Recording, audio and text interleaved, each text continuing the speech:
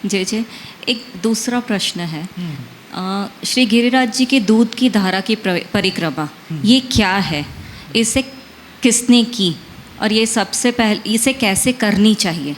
इसके साथ साथ और एक प्रश्न है, गिरिराज जी को धोती चढ़ाने का जो मनोरथ आजकल वीडियो में आया है, तो ये दोनों क्या सही है? आपने वो वीडियो देखा? तो क्या उन्होंने पूरे गिरिराज जी को धोती धराई ऐसा?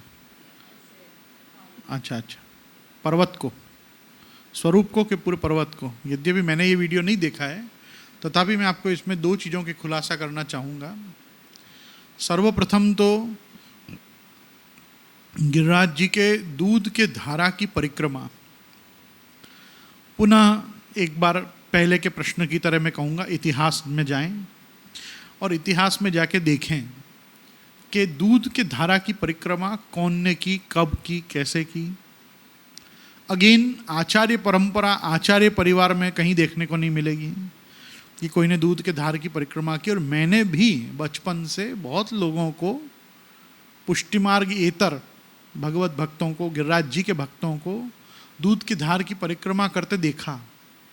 और उसमें एक बहुत बड़ी सनातन धर्म की मैंने क्षति होते देखी। और सनातन धर्म की क्षति इस प्रकार से होते देखी कि वो लोग जो एक कलश, एक मटकी, एक गागर दूध के धार के लिए बनाते हैं, उसमें छोटा छिद्र करते हैं और बिल्कुल वो छिद्र में से वो धारा चलती रहती है और वो हाथ में लेके परिक्रमा देते रहते हैं। जैसे जैसे वो गागर खाली होती है उसको वापस रिफिल किया जाता है और वो अबाध गति से वो धारा भी चलती रहे और परिक्रमा वाला परिक्रमा भी 7 कोस या 9 कोस जो वो लगा रहा हो वो परिक्रमा लगाए, परिक्रमा करे अर्थात, और वो धारा भी चलती रहे। अब एक मैं आपको कहना चाहूँगा कि जो महादेव जी के मस्तक पे गंगा जी की कलसिया बनाई जाती है उसमें आग्रह पूर्वक एक छेद रखा जाता है, छेद किया नहीं जाता है, बराबर। जो गंगा सागर ऊपर लगाते हैं, जिस कलश में से जलधारा सदा शिव जी के ऊपर सदा जलधारा बहती है, उस कलश को ही ऐसा बनाया जाता है कि जिसमें से एक धारा सतत या बिंदु बिंदु मात्र भी गंगा जी महादेव जी पे पधारते रहे। पर इस पात्र को फोड़ा जाता है और फूटे हुए बर्तन से देव पूजन निषिद्ध है। दूध के धारा की परिक्रमा करनी चाहिए कि नहीं करनी चाहिए मैं बाद में बोलूँगा। पहले मैं बताऊँगा, फूटे हुए बर्तन से अभिषेक या भोग धरना या पूजा का कोई भी प्रकार करना, अगर कोई पात्र में थोड़ी सी तड़ या कुछ ऊपर से पात्र फट जाता है तो भी उस पात्र को बदल दिया जाता है या उसको वो वापस ठीक करा के लाया जाता है, कलई करा के लाया जाता है। तो हमारे यहाँ फूटे हुए बर्तन से देव पूजा ही नहीं होती। ये सनातन धर्म में अगर हो रहा है तो ये सनातन परंपरा में भी ठीक नहीं हो रहा है कि कोई आदमी फूटे हुए बर्तन से दूध के धारा की परिक्रमा करा। दूसरा, प्रायः ऐसे घट में एक स्फोट करके, घट को भंग करके उसमें से जल बहता रहे, ऐसा तो अग्नि संस्कार के समय हम वो परिक्रमा करते हैं, तब वो इस ढंग से चढ़ाते हैं। इसका गिरिराज जी से क्या संबंध? तीसरी चीज, टेक्निकली और प्रैक्टिकली देखने जाओ तो वो धारा गिरिराज जी पे पड़ती नहीं। तो ये अपन दौड़ कोई श्रीनाथ जी के, गिरिराज जी के शिखर पे थोड़ी लगा रहे हैं, ये तो अपन तैरेटी में और या परिक्रमा मार्ग में लगा रहे हैं। तो परिक्रमा मार्ग को दूध से भिगोने का कोई उद्देश्य मेरे को समझ में नहीं आ रहा है। दूसरा, गोरस अपने आप में पंचामृत है, अमृतों में से एक प्रधान अमृत है दूध। इसको जितना भोग धरा जाए, जितना सामग्री का रूप देके गिरिराज जी को अरोगाया जाए, उतना उनके तत्सुख का विचार होगा। गिरिराज जी का कार्य है गोवर्धन, गोवंश का वर्धन हो, गो माता और गो माता का जो संकुल है, जो गोकुल है, वो हमेशा बढ़े। उसके वर्धन में जो देवता तत्पर रहे हैं प्रधान रूप से, वो कृष्ण का जो रूप है वो श्री गिरिराज जी हैं। उनका नाम ही गोवर्धन है। वो गोवर्धन नाम के गिरिराज जी को कितना दुख होता होगा जब इतना दूध वेस्ट होता होगा। और मैं वेस्ट शब्द का प्रयोग आग्रह पूर्वक दूध की धारा की परिक्रमा के लिए कर रहा हूँ, गिरिराज जी को दूध से स्नान कराने को नहीं कह रहा हूँ। क्योंकि दूध से स्नान कराना भी अरोगाने का एक प्रकार है, इसलिए कच्चे दूध से भी जब स्नान कराते हैं तो उसमें बूरा मिलाया जाता है। फीके दूध से गिरिराज जी को स्नान नहीं कराते हैं। श्री यमुना जी में जब दूध सामग्री पधराते हैं या जब गिरिराज जी पे दूध सामग्री पधराते हैं तो उसमें भी बूरा मिश्रित करके अर्थात शक्कर या पिसी हुई खांड पधरा के उसको मीठा किया जाता है। और इसको उबाला इसलिए नहीं जाता है क्योंकि अभिषेक का जो क्रम है वो शास्त्र में जो दूध को आँच पे अग्नि पे न चढ़ाया गया हो उससे ही भगवान का अभिषेक मान्य किया जाता है। क्योंकि मैं आपको बताऊं, पंचामृतों में पंचामृत छुआते नहीं हैं। कब नहीं छुआते हैं? जब उनको अग्नि का स्पर्श न किया गया हो तब। जैसे घी बने बाद एक बार घी शुद्ध है, पर घी को बार बार गर्म अगर करोगे तो घी छुआता है। तेल निकले बाद तेल का संरक्षण करोगे, तेल को तेल किसी से खरीदोगे, बेचोगे, दोगे, तेल नहीं छुआता है। पर एक बार तेल गर्म हो गया उसके बाद कढ़ाई से वापस बर्नी में डाल के आप दूसरे को नहीं दे सकते हो, नहीं तो वो अपरस छुआ जाती है। उसी प्रकार से दही है, आप किसी के घर का जामन मांग के लाके अपने यहाँ दही जमा सकते हो। दही जमे बाद आपके पात्र का दही अन्न प्रसादी भी है और उसमें से पहले भगवत विनियोग हुए बिना आप लो तो फिर भोग भी धरने के भी काम का नहीं है। तो पंचामृतों का भी ये विवेक है कि उसका अग्नि का संस्पर्श नहीं होना चाहिए। कच्चा दूध मतलब कच्चा दूध ही होना चाहिए। कच्चे दूध में बूरा मिश्रित होना चाहिए। गिरिराज जी जितना एट द टाइम ऑफ स्नान करवा रहे हैं साथ साथ में आप अरोग भी रहे हैं। तो गिरिराज जी पे दूध चढ़ाने, दूध पधराने की जो भावना है वो अरोगाने की भी है, भोग धराने की भी है और नलाने की भी है। आप समझे? तो इसलिए वहां तक मुझे कोई आपत्ति नहीं है। पर ऐसे बर्तन में लेके 7 कोस 21 किलोमीटर आप फूटे बर्तन से पूरे परिक्रमा मार्ग को दूध या तथाकथित दूध से गीला, गंदा और चिकना करोगे तो उसका कोई अर्थ नहीं बनता है और ऐसा कभी हुआ नहीं। भाई जिस समय पे जिन वहाँ पे इन ऐतिहासिक घटना के जो चिन्ह हैं, नवल कुंड, अप्सरा कुंड, ऐरावत कुंड, सुरभि कुंड, गोविंद कुंड, वहाँ की किसी की भी लीला, माहात्म्य, स्थल पुराण, उप पुराण, कहीं पे किसी पात्र के द्वारा ऐसा वर्णन शास्त्रों में भी नहीं आया है कि उन्होंने कहीं दूध के धार की परिक्रमा की। अरे भाई सबसे पहले तो इंद्र ने नहीं की, ब्रज भक्तों ने नहीं की, ठाकुर जी दाऊ जी ने कभी नंदादिक गोपों से, वृषभान आदि गोपों से कराई नहीं। किसने की दूध के धार की परिक्रमा बताओ? ब्रज लीला में, पुष्टि मार्ग के सिद्धांतों में, लीला ग्रंथों में गोपी जनों के द्वारा कभी किसी ने तो की हो ना। तो जैसे चुनरी मनोरथ का कोई प्रावधान नहीं है कहीं भी, वैसे ही गिरिराज जी के दूध के धारा की परिक्रमा का भी कोई प्रकार नहीं। और मेरे बड़ों ने तो नहीं किया। मेरे दादी जी तो इतना गिरिराज जी का आग्रह रखते थे, समय समय पे फ़ोन करके भी वहाँ हमारे पुरोहितों द्वारा गिरिराज जी को अभिषेक कराते थे, भोग सामग्री धरवाते थे। तब भी कभी मेरे दादी जी ने या मेरे ताजचरण ने भी कभी किसी को कहा नहीं कि तू जाना और दूध के धार की परिक्रमा करके आना। हाँ, इतना दूध गिरिराज जी पे चढ़ाना, इतना आप भोग सामग्री अरोगाना, उसमें भी हमारे घर की तो विशेषता रही है। हम कम से कम दूध चढ़ाते हैं, अर्थात अभिषेक या स्नान के रूप में धराते हैं, और ज़्यादा से ज़्यादा सामग्री दूध घर की आप श्री गिरिराज जी को धरते हैं, जिसके बाद ब्रजभक्तों में उसको बांटा जा सके, ब्रजवासियों में बांटा जा सके, ब्रजभक्तों में बांटा जा सके, पुष्टि मार्गियों को गिरिराज जी का प्रसाद प्राप्त हो। इतना दूध बहा देने का भी कोई अर्थ तो नहीं है, क्योंकि आज उतना आदृत भाव किसी को नहीं रहा है कि जितना दूध नीचे उतरे उतना वापस कलेक्ट करें और ले जाके उसका सदुपयोग करें। उसका संग्रह करके कौन तुरंत लेके और उसका पुनः उपयोग कर रहा है। इसलिए गिरिराज जी के दूध के धारा की परिक्रमा हो, ये धोती धराने का क्रम हो, ये सब भी अब देखो मैं आपको बताऊं, श्री गिरिराज जी तो जहाँ आप विराज रहे हैं वहाँ इतने से भी गिरिराज जी हैं, और 9 कोस में भी आप गिरिराज जी हैं। 9 कोस मतलब मैं चंद्र सरोवर पर्यंत आप गिरिराज जी की स्थिति के हिसाब से आपको कह रहा हूँ। गिरिराज जी आप साक्षात सब जगह हैं। अब जैसे कोई कहता है कि भाई दंडोती शिला है, यहाँ 7 परिक्रमा करो तो पूरी गिरिराज जी की परिक्रमा का फल मिलता है। अरे वो तो आप इतनी सी पिंडी की भी परिक्रमा गिरिराज जी की इतनी सी शिला लेके भी करोगे 7 परिक्रमा, तो आपको 7 कोस की परिक्रमा का ही फल मिलेगा। दंडोती शिला का मतलब सिर्फ इतना है कि जब गिरिराज जी के ऊपर चढ़ते थे श्रीनाथ जी के मंदिर जाने के लिए, तो वहाँ दंडोत करके जाते थे। एक स्थान, एक शिला को मुखारविंद मानते थे कि जिनसे आज्ञा ली जाए कि भाई आपका जो आदिभौतिक ये पर्वत रूप शिखर है, इस पे हम पैर रखें, उसकी दंडोत करके आज्ञा मानी जाती थी। दूसरा दंडोती शिला की भावना ऐसी भी बताते हैं कि एक इंद्रौली नाम का गांव है। वो इंद्रौली नाम के गांव से लेकर और दंडोती शिला तक इंद्र जो है वो दंडोती परिक्रमा देता हुआ आया। इंद्र जब स्वर्ग से आए तो वह ऐरावत से इंद्रौली नाम का गांव है वहाँ उतरे, और वहाँ से जब पर्वत तक आए जहाँ पे श्री ठाकुर जी आप गिरिराज जी को रख के और आप विराज रहे थे, वहाँ तक आते आते उसने साष्टांग प्रणिपात करते हुए ही वहाँ तक वो आए, और वो दंडोती शिला तक लास्ट आए। उसके बाद चल के सुरभि कुंड तक गए। तो वो दंडोती शिला वहाँ उन्होंने लास्ट गिरिराज जी को दंडोत करी, क्षमा मांगी। इसलिए आज भी गिरिराज जी पे चढ़ना हो तो वहाँ उनसे क्षमा मांगते हैं। वहाँ परिक्रमा करके अपने जो दोष हैं, परिक्रमा का एक ही सिद्धांत है, यानि कानि च पापानि जन्मांतर कृतानि च तानि सर्वाणि नश्यन्ति प्रदक्षिणायाम पदे पदे।